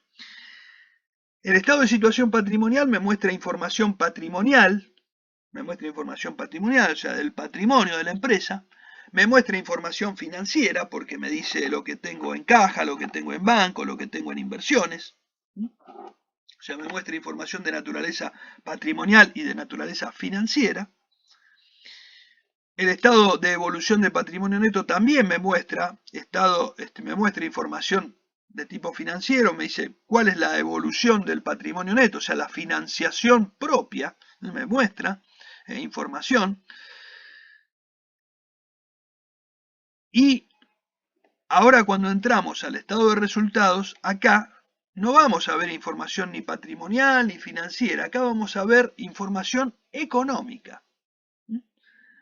Información económica. Y es una información dinámica. ¿Por qué? Porque nos está mostrando las operaciones de todo un periodo. Por eso dice por el ejercicio finalizado en tal fecha comparado con el ejercicio anterior, pero es por el periodo, por un periodo de tiempo. O sea, cuando hablamos de ventas, por ejemplo, hablamos de las ventas de todo un periodo. Cuando hablamos de costo, hablamos del costo de todo un periodo, los gastos de un periodo, los gastos de administración, etcétera, de un periodo de tiempo. O sea, me muestra información más dinámica. Pero es información de corte económico. Económico. O sea, cuando hablamos de económico estamos hablando de medir resultados. O sea, el estado de resultado me está mostrando los resultados. Nosotros en el estado de evolución del patrimonio neto acá, por diferencia patrimonial entre activo y pasivo al cierre, menos capital a mantener, teníamos el resultado del ejercicio, ganancia o pérdida. Pero esto es un número solito. Y nosotros en el estado de resultado lo que vamos a ver es la composición de ese número. Ese número va a estar acá al final. Lo vamos a ver acá al final. Al final donde dice ganancia o pérdida del ejercicio. Ahí vamos a ver ese número. Acá abajo. Este numerito que está acá es el que teníamos acá en el estado de evolución del patrimonio neto. Pero acá lo que le vamos a ver es cómo se conforma ese número. O sea, cómo se llegó a este número. O sea, cuáles fueron las operaciones que generaron esa ganancia o esa pérdida. Entonces, el estado de resultado de las operaciones, de resultados, normalmente se divide en dos tipos de operaciones. O sea, acá lo van a ver ustedes cuando vean, perdón.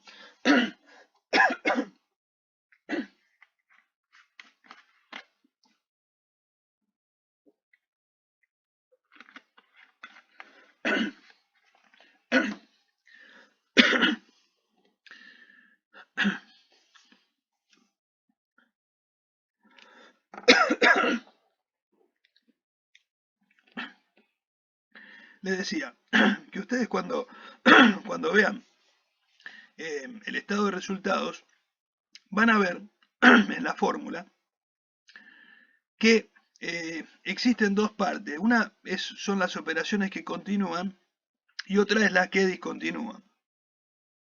Esto no es algo que lo van a ver frecuentemente.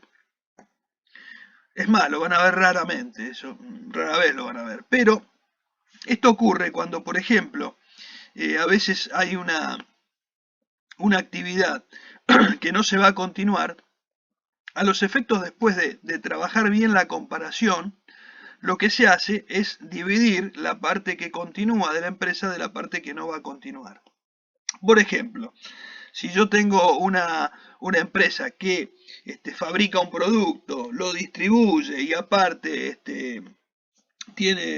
otorga servicio de garantía, y entonces tiene una actividad, un determinado, una parte de esa actividad hace servicio de garantía, por ejemplo, qué sé yo, sí, no sé, fabrica motos, y bueno, y entonces fabrica, comercializa, distribuye, y después brinda un servicio de garantía, por ejemplo. Bueno, o de reparación, etcétera.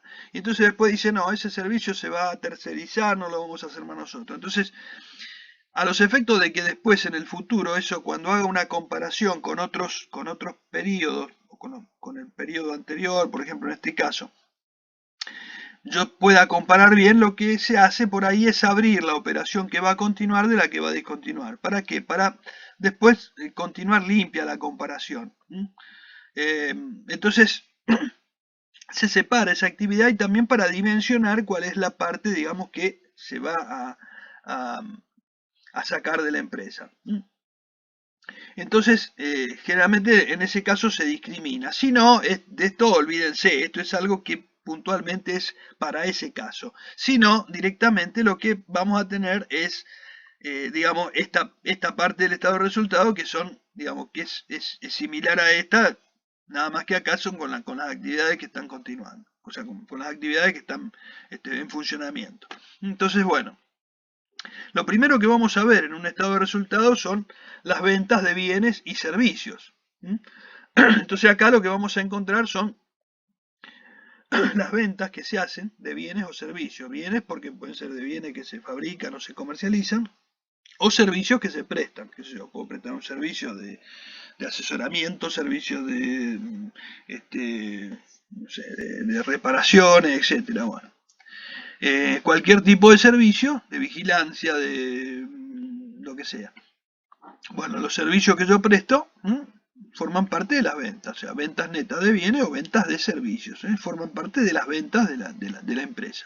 Es el primer punto, digamos, donde vamos a encontrar en un estado de resultados. Luego, el costo de los bienes vendidos y servicios prestados. Fíjense que acá, bueno, habla de anexos, pero puede ser una nota.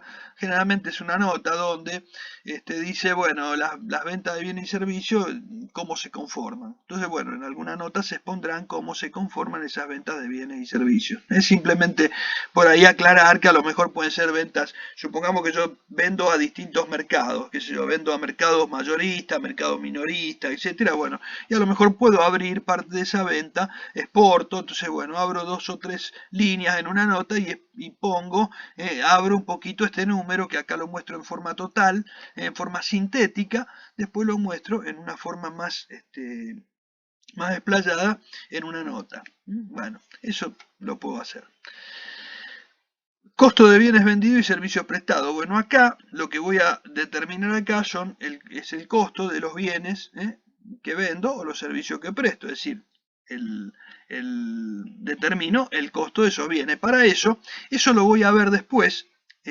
Para este caso voy a tener un anexo que va a ser el anexo de costos.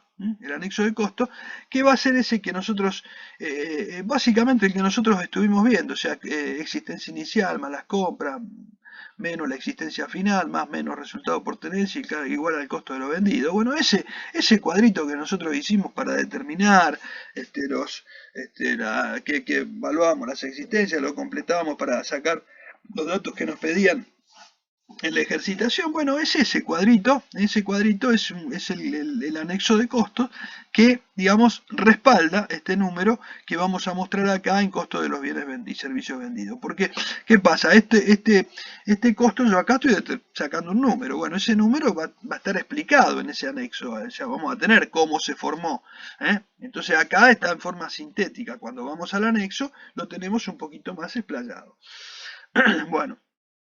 Lo mismo, bueno, y de la diferencia de ventas netas menos costo, ¿qué vamos a obtener? La ganancia o pérdida bruta. O sea, el resultado bruto. ¿Qué es el resultado bruto? La venta menos el costo. Ese primer resultado que tenemos, bueno, ese primer resultado, ese se llama resultado bruto. Si está expresado en números, o sea, si yo digo acá tengo 1.000.000 de pesos de venta y 700.000 pesos de costo, tengo 300.000 de resultado bruto. En este caso ganancia, puede ser pérdida, ¿cierto? Bueno, ese resultado bruto. Bueno, ese resultado bruto es la diferencia entre ventas menos costo en medida en pesos. Ahora, si yo este resultado bruto lo mido en porcentaje de la venta, se llama margen bruto. Lo explico. Si yo digo, por ejemplo, que tengo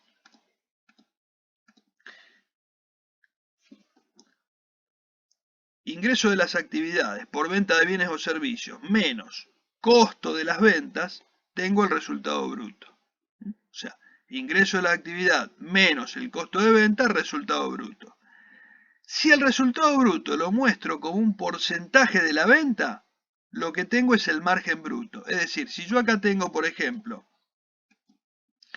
resultado de la venta, tengo, no sé, 1.000 pesos de venta y menos 700 pesos de costo, resultado bruto 300. Ahora, si yo digo 300, que es el resultado bruto, dividido las ventas, que es 1.000, me da el 30%. Entonces el 30%, el margen bruto es el 30% de la venta. ¿Para qué me sirve esto? Bueno, me sirve porque, por ejemplo, si yo tengo bien formado, si yo tengo mis ventas y mis costos bien analizados y generalmente respeto ese porcentaje de margen, lo respeto en el tiempo, yo puedo llegar a en un caso, si yo digo, bueno, tengo una venta de tanto, yo puedo saber rápidamente cuánto me puede quedar de margen bruto sabiendo cuál es el margen bruto, puedo saber cuál va a ser mi resultado bruto. Por ejemplo, si yo digo, bueno, yo sé que tengo el margen bruto de venta del 30%, bueno, yo si hago una venta de 5 millones, me van a quedar 1,5 millones de margen bruto, de resultado bruto. Si vendí 2 millones, me van a quedar 600.000 de resultado bruto. Es decir, tengo, digamos, el porcentaje de esa venta y puedo ver, analizando distintos periodos, puedo ver si ese margen varió o no, si hay una variación o no. Es una forma de ayudarme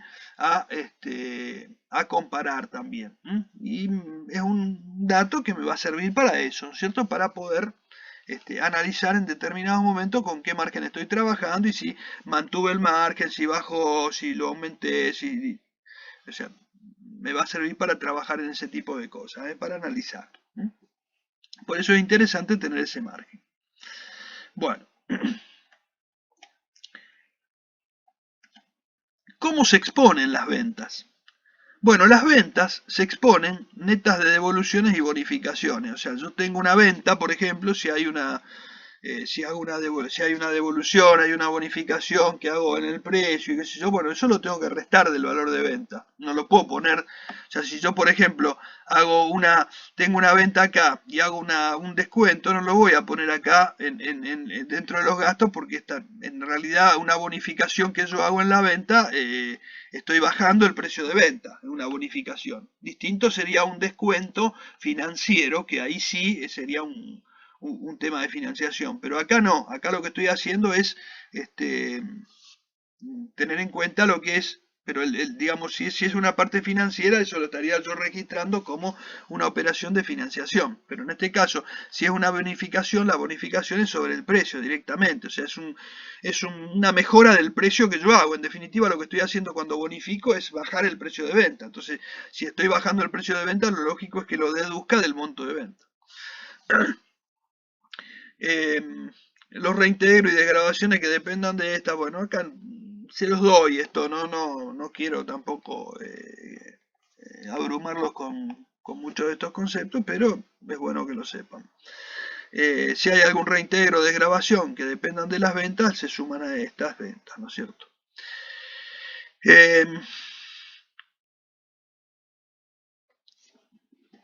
Bueno,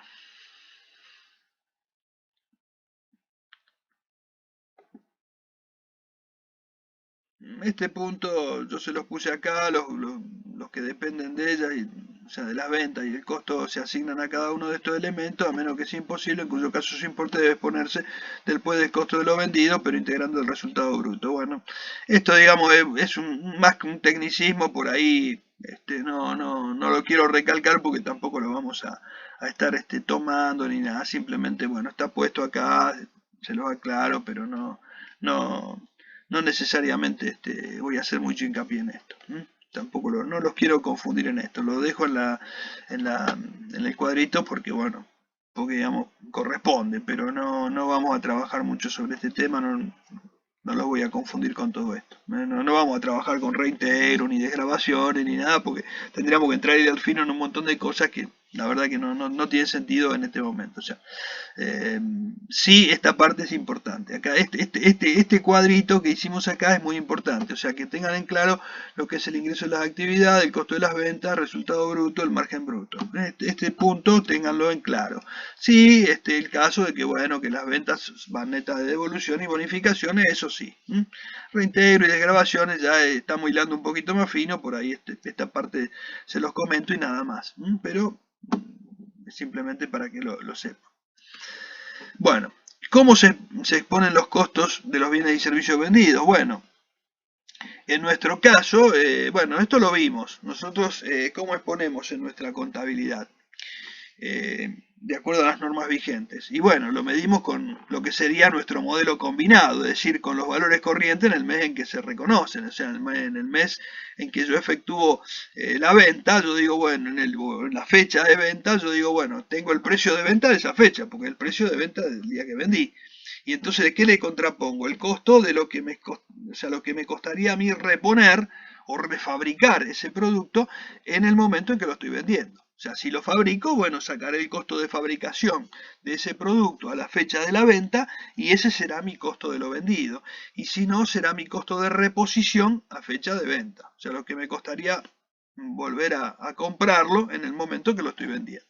O sea, esto, digamos, seguiría los lineamientos que tenemos hoy en nuestra legislación vigente, que sería lo que dice el modelo combinado. Bien. A ese resultado bruto nosotros le vamos a restar ahora gastos. Bueno,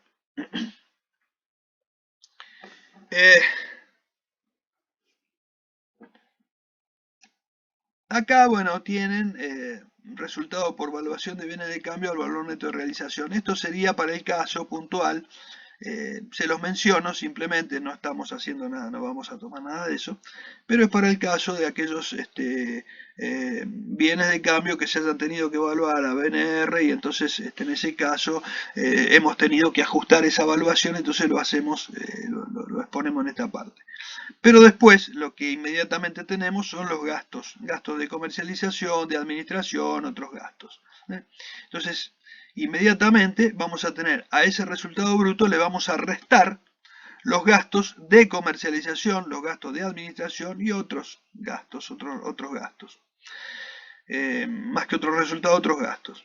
Gastos de comercialización, ¿cuáles son? Bueno, son aquellos gastos, por ejemplo, si tenemos viajante, por ejemplo, y le tenemos que pagar sueldo, bueno, los sueldos de comercialización, los sueldos de personal de ventas, de administración de ventas, de todo el personal, digamos, que tenemos trabajando en la parte de comercialización.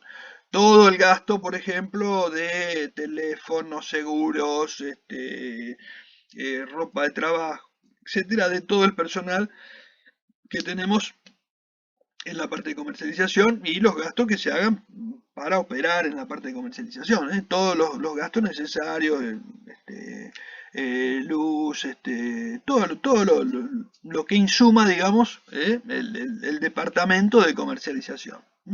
Bueno, todos esos gastos se van a afectar acá. Y aquellos gastos también que, por ejemplo, tienen que ver con... Me fui. Acá. Y aquellos gastos, por ejemplo, como que tengan que ver con la comercialización, o sea, que dependan del tema de venta, ¿no es cierto? Algún impuesto que grave las ventas, etcétera.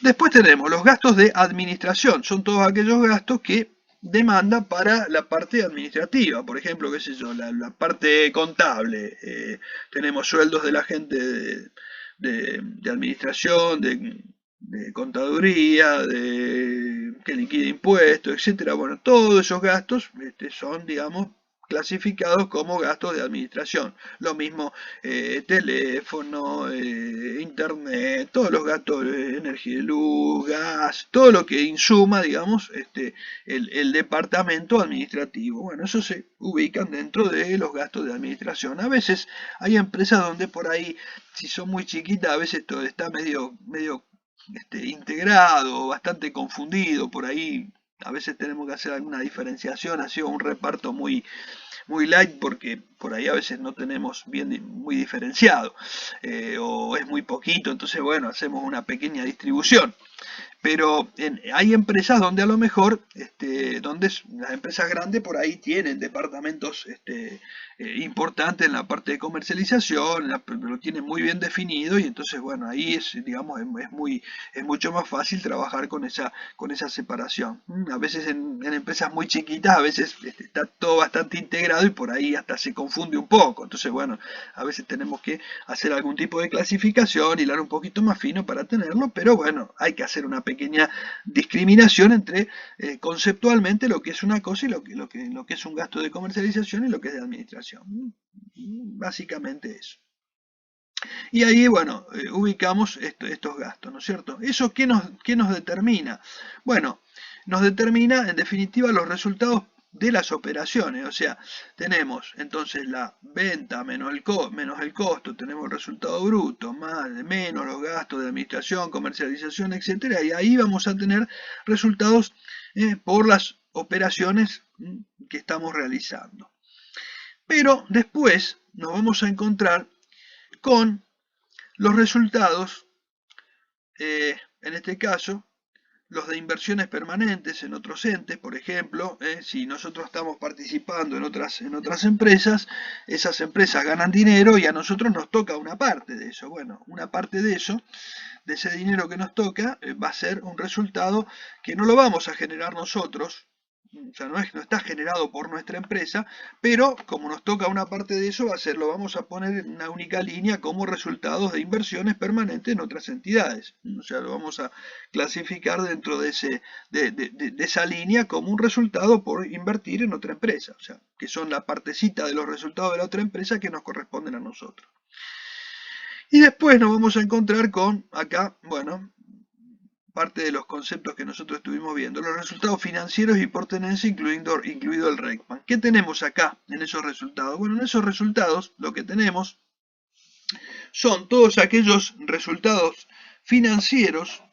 ¿Qué son resultados financieros? Intereses ganados, también intereses perdidos, diferencias de cambio, etcétera. Todos resultados producto de la actividad más financiera, ¿no es cierto?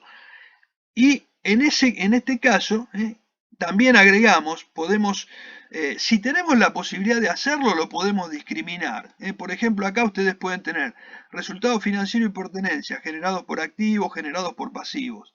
Si lo pueden discriminar, lo pueden hacer. Sería conveniente que se haga, si se puede. Pero si no se puede, si por ahí a veces son empresas muy chicas, a veces es más difícil hacer todo un trabajo para discriminarlo, a veces no tenemos todo muy, no tenemos a lo mejor todo bien armado como para poder hacer una discriminación o por ahí no es tan relevante hacerlo, entonces directamente podemos optar por poner en algunos casos englobarlo dentro de ponerlo todo en una sola línea, o sea, todos los resultados financieros, o sea, los resultados, ya les digo, los intereses, diferencia de cambio, etcétera, que son todos resultados financieros, más los resultados por tenencia y el RECPAN, ponerlo todo en una línea. Eso no quiere decir que no lo hayamos analizado o armado, pero por ahí a veces no tiene demasiado sentido abrirlo tanto porque a veces no es tan relevante. Entonces por ahí lo unimos todo y lo tenemos mostrado en una sola línea. No quiere decir que no hayamos trabajado y calculado esos resultados, pero obviamente que el RECPAN lo calculamos, tenemos el cálculo hecho, todo, pero después a la hora de exponerlo lo exponemos en una línea, junto con los otros resultados financieros y por tenencia. Luego vamos a tener, y acá nos vamos a encontrar con con qué vamos a tener que ver otros ingresos y egresos. Acá, ¿qué son esos otros ingresos y egresos? Bueno, estos otros ingresos y egresos, acá, son aquellos ingresos y egresos, y quiero hacer una aclaración. Fíjense que todo esto termina en resultados, o sea, van a conformar los resultados ordinarios. O sea, hay resultados que son ordinarios y resultados que son extraordinarios. Ya vamos a ver qué son los extraordinarios y qué son los ordinarios. Pero fíjense que hasta acá estoy metiendo casi todo.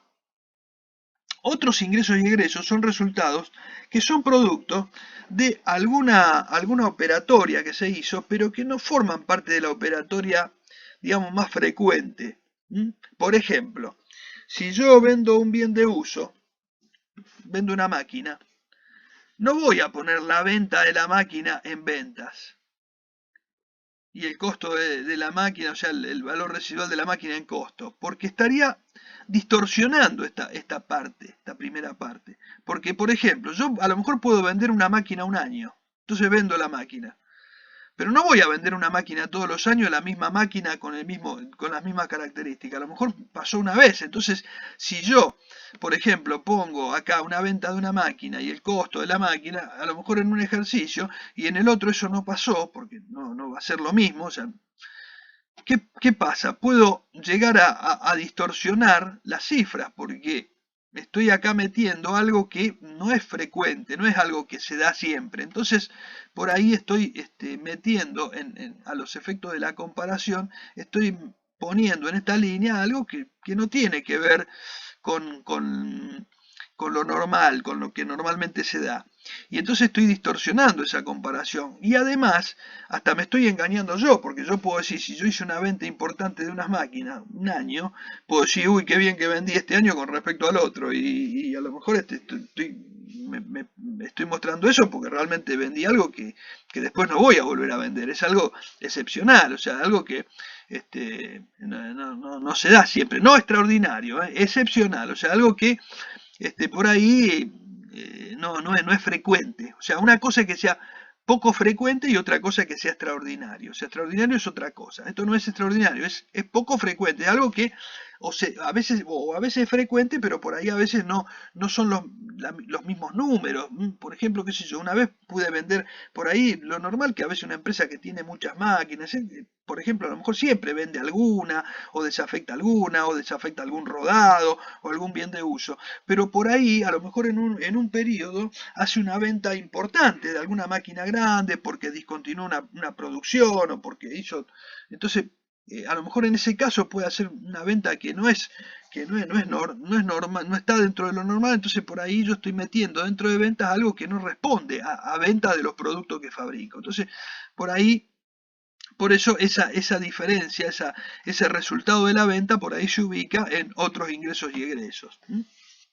Lo mismo que, por ejemplo, qué sé yo, recibí algún subsidio, alguna cosa, bueno, por ahí lo ubico dentro de otros ingresos y egresos. ¿Por qué? Porque después puedo en otro momento no recibirlo y entonces eso me está distorsionando la línea de ventas. Entonces no tiene sentido que lo ponga dentro de los ingresos normales porque por ahí me va a distorsionar todo mi análisis. Entonces por ahí esos resultados, tanto sean positivos como negativos, por ahí los suelo exponer dentro de otros ingresos y egresos. Y de esa manera no distorsiono mi análisis, ni tampoco me engaño yo mismo con algunos datos que después por ahí me pueden confundir a la hora de hacer un análisis. Bueno, y finalmente voy a deducir de todo esto el impuesto a las ganancias, o sea, de todo esto me va a generar un resultado y voy a tener un impuesto a las ganancias. Ese impuesto a las ganancias voy a deducir lo que corresponda para llegar al resultado ordinario.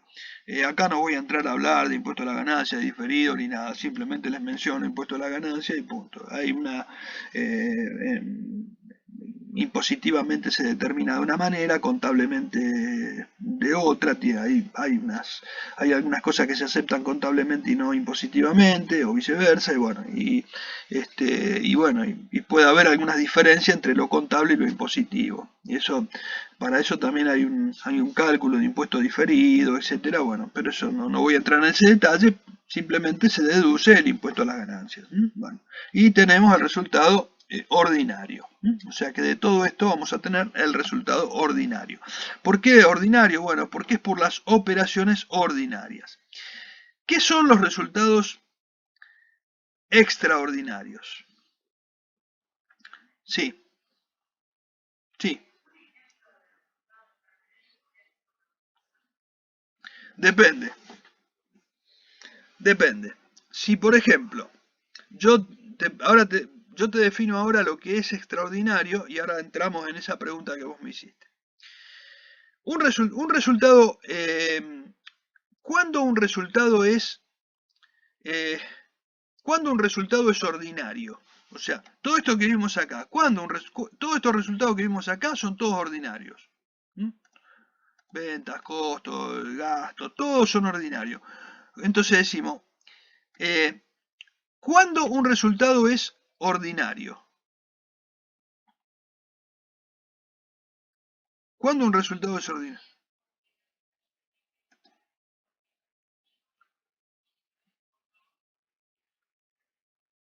Ujú. Bueno, mira, yo te doy una definición. Los ordinarios son aquellos que no son extraordinarios. Todos los que no son extraordinarios. Fíjate que te lo defino por, eh, eh, por oposición. Digo, mira, yo defino los extraordinarios y todos los demás son ordinarios. Hacemos al revés acá. ¿Qué son los extraordinarios? Vamos a ver qué son los extraordinarios. Los extraordinarios son los resultados que son atípicos y excepcionales, ocurridos durante un periodo, que son de suceso infrecuente en el pasado, ¿m? Y que se espera un comportamiento similar para el futuro. O sea, no que se dan de vez en cuando, ¿eh? O sea, que sean infrecuentes en el pasado no quiere decir que a veces se dan y a veces no se dan. Por ejemplo, por eso les decía que una venta de una máquina, a veces puedo venderla, a veces no voy a vender todos los años una máquina. Entonces, que sea un resultado, eh, digamos, poco, que no se repita siempre, es una cosa. Ahora, que sea un resultado que se produjo, que se puede haber producido en el pasado, y que no, y que no se espera que tenga que se vuelva a producir en el futuro. Eso es un resultado extraordinario. Por ejemplo, y que son generados por factores ajenos a las decisiones propias del ente, tales como, acá pongo, expropiación de activos o siniestros, por ejemplo. Por ejemplo, un incendio te destrozó te destrozó ciertas instalaciones. Bueno, vos tenías un seguro, algo recuperaste con el seguro, pero perdiste una X cantidad de dinero. Bueno, ese resultado es extraordinario. ¿Por qué? Porque es algo que vos vos no estuviste, no tomaste la decisión del incendio, no estuviste en eso, fue un hecho fortuito, pasó.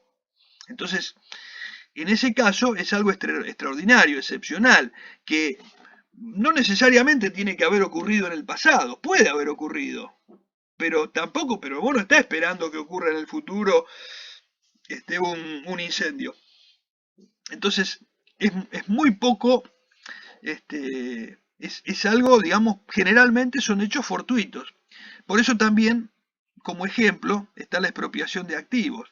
Porque, por ejemplo, supongamos que nosotros tenemos un predio y, no sé, el Estado municipal decide abrir una calle, qué sé yo, y entonces nos saca una parte de las instalaciones. ¿No? Bueno, y eso es algo extraordinario, es algo que no depende de nuestra decisión, es una decisión que se tomó y bueno, expropiaron y te indemnizan, lo que sea, bueno, y vos ganás, perdés, tenés un resultado de X. Bueno, ese resultado puede ser positivo o negativo, no importa, pero es extraordinario. Porque vos no tomaste ninguna decisión, no es algo que ocurrió así frecuentemente, que ocurrió en algún momento del pasado, no es algo que se espera que ocurra para el futuro, es algo que pasó, bueno, ahora, pero digamos, no hay no es un hecho que tenga una frecuencia o que cada tanto se da. O sea, ojo con decir que, por ejemplo, que es algo que sucede cada tanto. No es algo que sucede cada tanto. Es un incendio y no sucede cada tanto. Puede suceder, pero puede haber sucedido en el pasado, pero no es algo que se da cada tanto. Eso no es así. O sea, tiene que ser algo atípico, excepcional, que puede haber sucedido en el pasado, que no se espera que eso vuelva que si sucedió en el pasado no se espera que suceda en el futuro, o si sucedió ahora no se espera que vuelva a pasar. O sea, es algo que pasó simplemente, pero fuera de nuestra decisión, una inundación, algo así. Entonces generalmente está atado de la mano a hechos así más de tipo fortuito. No sé si hasta ahí estamos claros con eso. Bueno, espera, pero ahora quiero ir a lo que vos me decías, porque vos me hablabas, y por eso hice estas aclaraciones antes, porque vos me dijiste qué pasa si hay, por ejemplo, una donación, me dijiste. Entonces yo digo, ¿qué pasa?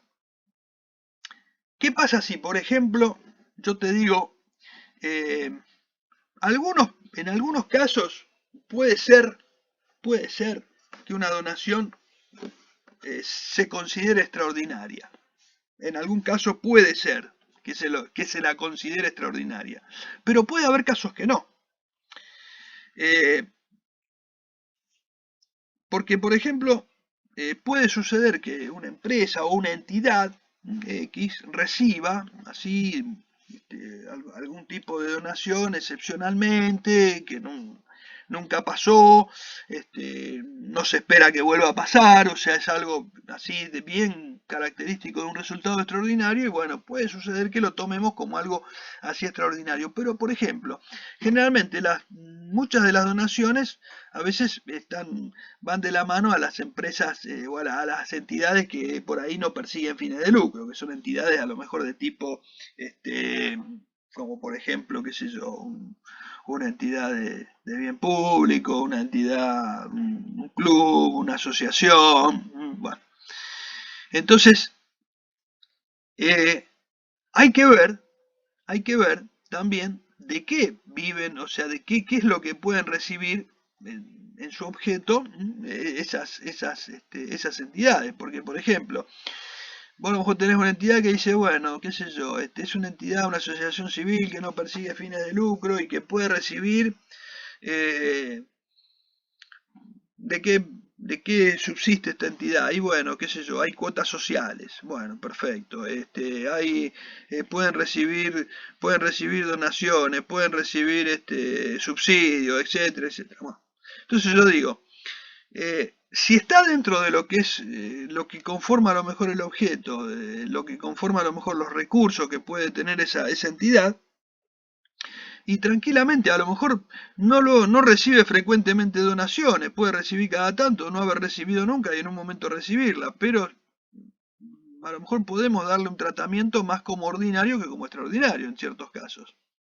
salvo que sea algo demasiado excepcional, algo pero, digamos, muy, muy, este, no sé, que por ahí haya recibido algún tipo de donación, alguna entidad muy, muy importante que, digamos, es infrecuente, es algo que no sucedió en el pasado, ni va a suceder así, no son a lo mejor tipo de donaciones, contribuciones o algo así, sino que por ahí a lo mejor recibieron un predio que se lo dio el Estado o algo así, bueno, y es muy importante, bueno, pesa mucho, bueno, en ese caso por ahí puede ser algo muy excepcional, pero si no, generalmente por ahí a veces suele ir de la mano en ese tipo de entidades, por ahí estaría dentro a veces del ordinario. Lo mismo, por ejemplo, que un subsidio. Por ejemplo, supongamos que a lo mejor a vos te dicen, vos estás en una entidad que no persigue fines de lucro y te dicen, mira, presentá una carpeta, presentá cierta documentación que hay unos subsidios que da, qué sé yo, el Ministerio de... entonces vos decís, bueno, vas a hacer la presentación y bueno, y te dan un subsidio. Y ese subsidio, ¿qué hace? Lo pone como... Y a lo mejor lo recibiste esa vez, después por ahí no. Se dio esa vez. ¿Y qué haces? ¿Lo pones como extraordinario o lo pones como ordinario? ¿Vos qué harías, por ejemplo, en ese caso?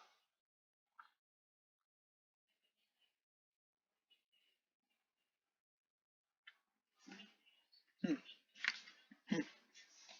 mm, Ajá.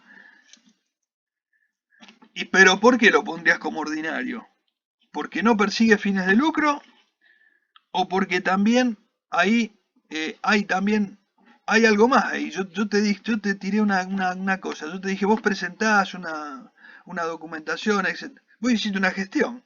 Entonces, en definitiva, también depende un poco de tu gestión. Entonces, también ahí hace que no sea tan extraordinario, o sea, digamos, hay una gestión para obtenerlo y está dentro de lo previsto, de los posibles recursos que puedes tener. A lo mejor no es muy frecuente que te den un subsidio, pero bueno, vos cuando aparece alguno, por ahí te presentás y ves si lo conseguís. A lo mejor nunca, qué sé yo, pasaron años y nunca conseguiste nada y un día lo conseguiste.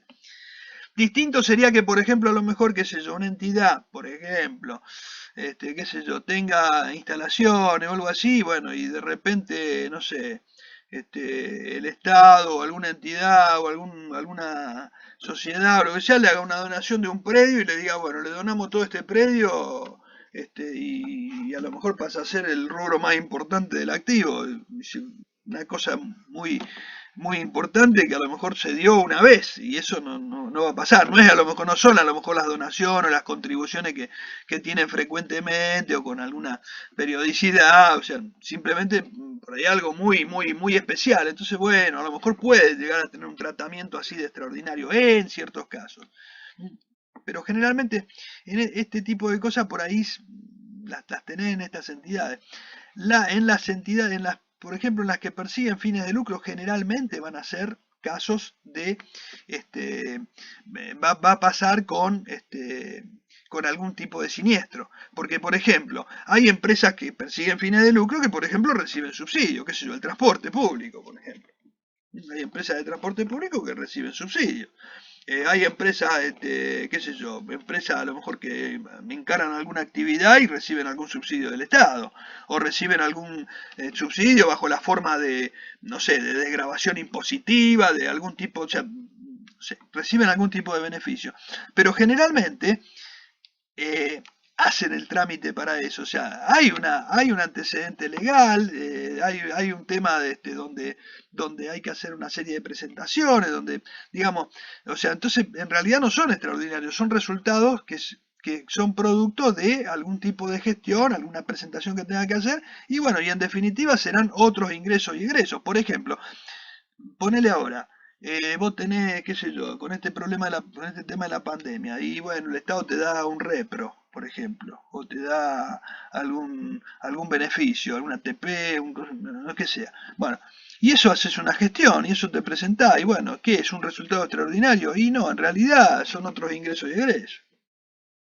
Lo estaría ubicando ahí, ¿por qué? Porque en definitiva no es algo no es algo atípico. O sea, si vamos a la definición que pusimos acá, extraordinario, atípico, excepcional, que es de suceso infrecuente en el pasado, que se espera que tengan un comportamiento similar para el futuro, o sea, que no vuelvan a ocurrir, generado por factores ajenos a las decisiones.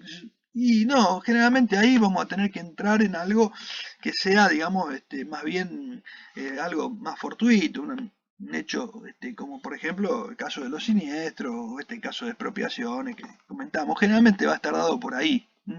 Es raro que pase con ese tipo de cosas, que lo clasifiquemos como extraordinario. Puede ser algún caso muy puntual, pero raro. Generalmente no va a ser así. Bueno, eh, bueno, hasta acá. Ahora tendría que arrancar con un estado de flujo de efectivo. Bueno, hasta acá. Con esto estaríamos cerrando lo que es el estado de resultado y bueno, y en definitiva quedaría la ganancia o pérdida del ejercicio. Si una vez que sacamos los resultados ordinarios, los extraordinarios, tendríamos la ganancia o pérdida del ejercicio. Acá olvidémonos de esta parte de continuación o discontinuación, sino que tomemos, digamos, como si fuera esta primera parte del cuerpo, y acá obtendríamos la ganancia o pérdida de las operaciones. Esto sería como un estado de resultado abierto en dos, una parte por lo que continúa y otra parte por lo que no continúa, pero si sacamos esa parte sería, digamos, el resultado de la empresa. Bueno, entonces básicamente esto, lo que estaríamos haciendo en este estado de resultados es descomponer todos los resultados que tenemos dentro del cálculo, o sea, en este número que determinamos acá por diferencia patrimonial. O sea, acá determinamos un número por diferencia patrimonial y en el estado de resultados estaríamos explicando ese número, cómo se conforma ese número. Bueno, bueno, hasta acá. Entonces, ahora vamos a arrancar con el otro estado, que es estado de flujo efectivo. No voy a empezar la explicación porque si no, no va a haber tiempo ni para definirlo. Simplemente es un estado que, este estado de flujo efectivo es un estado que tiene un enfoque financiero. Ya lo vamos a ver un poquito mejor ahora en la próxima clase. Vamos a ver en qué consiste. Bueno. No sé, ¿tienen alguna pregunta, alguna duda que pueda haber quedado de lo que hablamos?